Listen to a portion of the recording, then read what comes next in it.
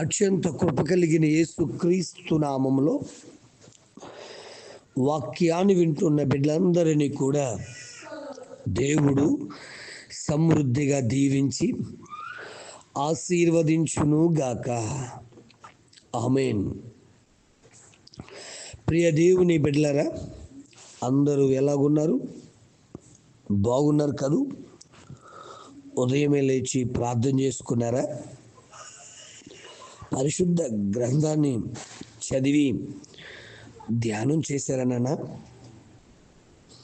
Last ఇయర్లో ఇలా తీర్మానాలు చేసుకున్నాం, మళ్ళీ మర్చిపోయాం. కొంతమంది అయితే అసలు బుద్ధి లేని వారిగా అసలు ప్రార్థనే చేయలేకుండా అయిపోయింది. తమ్ముడా, లాస్ట్ ఇయర్ అంతా బుద్ధి లేకుండా వాక్యం చదవలేకపోయావేమో.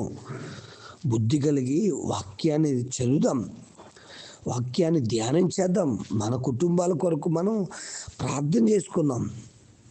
చూడండి, లూకాసు వార్త 15 అధ్యాయము 17 అయితే వాడికి బుద్ధి వచ్చినప్పుడు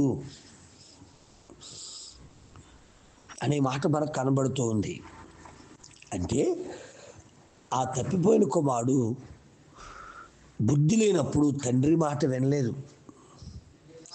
బుద్ధి లేనప్పుడు తన దగ్గర ఉన్నదంతా ఖర్చు పెట్టేశాడు. బుద్ధి లేనప్పుడు తన స్నేహితులతో తాను విచ్చలవిడిగా తిరిగాడు. బుద్ధి లేనప్పుడు తండ్రి విలువ అతనికి అర్థం కాలేదు.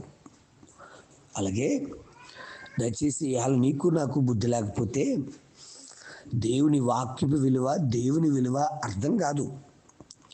అంతేకాదండి, మన తండ్రి విలువ కూడా అర్థం కాదు. తమ్ముడా, చెల్లి, మీ నాన్నగారు అమ్మగారు ఎంతో కష్టపడి సంపాదించి మిమ్మల్ని పోషిస్తున్నారు కదూ. మరి తండ్రి విలువ తెలియకుండా, తండ్రి కష్టం ఎరుగకుండా ప్రవర్తిస్తున్నావేమో. ఒక్క నిమిషం ఆలోచన చేద్దామా? ఈ వాక్యం వింటున్న బిడ్డ, మొదటిగా బుద్ధి లేని ఆ యొక్క చిన్న కుమారుడికి తండ్రి విలువ అర్థం కాలేదు. అందుకే బయట తిరుగుతున్నాడు. అయితే బుద్ధి వచ్చినప్పుడు ఏమొచ్చింది అంటే తండ్రి విలువ అర్థమయ్యి తండ్రి ఇంటికి వచ్చేస్తున్నాడు. అది గొప్ప. ఈ వాక్యం వింటున్న నీవు నీ ఆత్మీయ తండ్రిని విడిచిపెట్టేసేవేమో. అయితే బుద్ధి వచ్చింది అని చెప్పడానికి నీ తండ్రి నీకు ఈ వాక్యం వింటున్నప్పుడు గుర్తుకు రావాలి. తండ్రి విలువ అర్థం అవ్వాలి. పరమ తండ్రి విలువ నీకు అర్థం అవ్వాలన్నా వచ్చేయి, నీ తండ్రి ఇంటికి వచ్చి దేవుణ్ణి ఆరాధించు.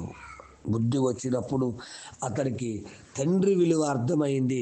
తండ్రి ఇంటికి రావడం బయలుదేరాడు.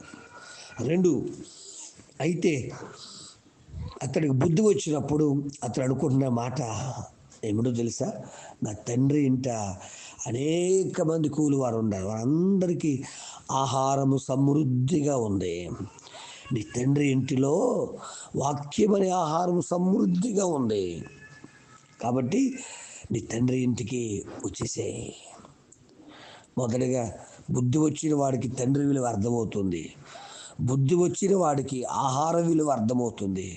బుద్ధి వచ్చినప్పుడు అతడు తగ్గించుకుంటున్నాడు. ఎలాగా అంటే, అయ్యా తండ్రి,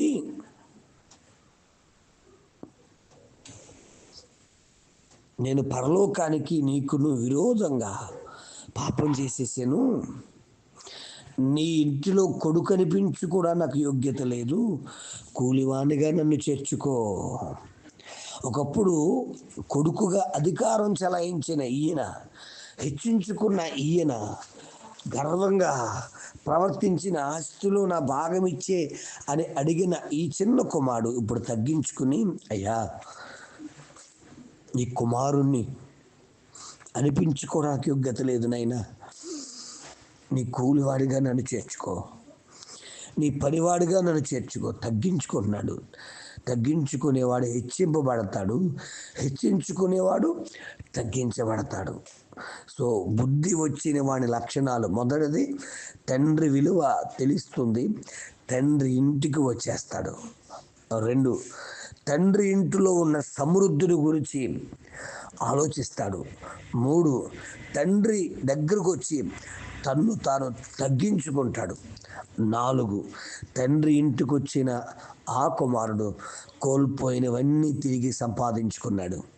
ఈరోజు 2025లో ఏమేమి కోల్పోయావో, సమాధానం అనబడుతున్న చెప్పులు కోల్పోయేవేమో, అదే చెప్పులు అనబడుతున్న సమాధానాన్ని కోల్పోయేవేమో, లేకపోతే ఉంగరం అనబడుతున్నటువంటి అధికారాన్ని కోల్పోయేవేమో, దయచేసి ప్రశస్త వస్త్రము అనబడుతున్న రక్షణను కోల్పోయేవేమో, పరిశుద్ధత కోల్పోయేవేమో. చూడండి, ఆ కుమారుడికి అవన్నీ ఇస్తున్నాడు తండ్రి. వీడికి చెప్పులు తొలగండి, వీడికి ఉంగరం పెట్టండి, ప్రశస్త వస్త్రం తెచ్చి కట్టండి, గొప్ప విందు చేయండి. ఇవన్నీ 2025లో నువ్వు కోల్పోయి ఉంటే తిరిగి నీకు అధికారం ఇవ్వడానికి, నీకు రక్షణ ఇవ్వడానికి, తమ్ముడా చిల్లమ్మ, నా యేసయ్య ఎదురు చూస్తూ ఉన్నాడు. పరమ తండ్రి ఆయన. తండ్రి దగ్గరకు వచ్చేస్తావా? తండ్రి వద్దకు వచ్చి తండ్రి అని తగ్గించుకుని నీకున్న స్థితిగతులు చెప్తావా? 2025లో కోల్పోయిన ప్రతిదీ దేవునికి చెప్పి దేవుడిచ్చే వాటిని పొందుకుంటావా? అలా బుద్ధి కలిగి సమృద్ధి కలిగిన జీవితం జీవించే భాగ్యం ఈ వాక్యాన్ని విన్న ప్రతి బిడ్డకు అనుగ్రహించును గాక. ఆమేన్. తండ్రి నీకు వందనాలు నాయనా. బుద్ధి వచ్చి వాడి లక్షణాలు ఒక 4-5 విషయాలు చేర్చుకోవడానికి ఇచ్చిన కృపకే వందనాలు. బుద్ధి వచ్చిన వాడికి తండ్రి ఎవరో తెలుస్తారు నాయన. బుద్ధి వచ్చిన వాడు ప్రభువా తగ్గించుకుంటాడు. అయ్యా నీకు స్తోత్రాలు. బుద్ధి వచ్చిన వాడునైనా నీకు వందనాలు. అధికారాన్ని, ఓ దేవా, రక్షణను, సమాధానాన్ని పొందుకుంటాడు. అయ్యా బుద్ధి వచ్చిన వాడికి గౌరవం వస్తుంది నాయన. మరి అలా బుద్ధి కలిగి 2025లో కోల్పోయిన ప్రతీది కూడా ఈ 2026లో బుద్ధి కలిగి వీరు సంపాదించుకోగలిగిన జ్ఞానమును బిడ్డకు అనుగ్రహించి నడిపించి బలపరిచి వర్ధలింపచేసి స్థిరపరచుమని, మహిమతో నింపి మేలులతో అభిషేకించుమని, బుద్ధి కలిగిన బిడ్డలుగా అయ్యా నీ సందులో అయ్యా నీ ఎదురు చూసి అయ్యా నా పరమ తండ్రి ఈయనే అని నిన్ను గుర్తించి నీ దగ్గరకు వచ్చి సమస్తాన్ని పొందుకునేవారుగా బిడ్డలను అభిషేకించుమని యేసు నామమున అడుగుచున్నాను తండ్రి. ఆమేన్. ప్రార్థన అవసరతల కొరకు నా సెల్ నంబర్ 9866958571. ప్రభు కృప మీకు తోడుగా ఉండును గాక. ఆమేన్.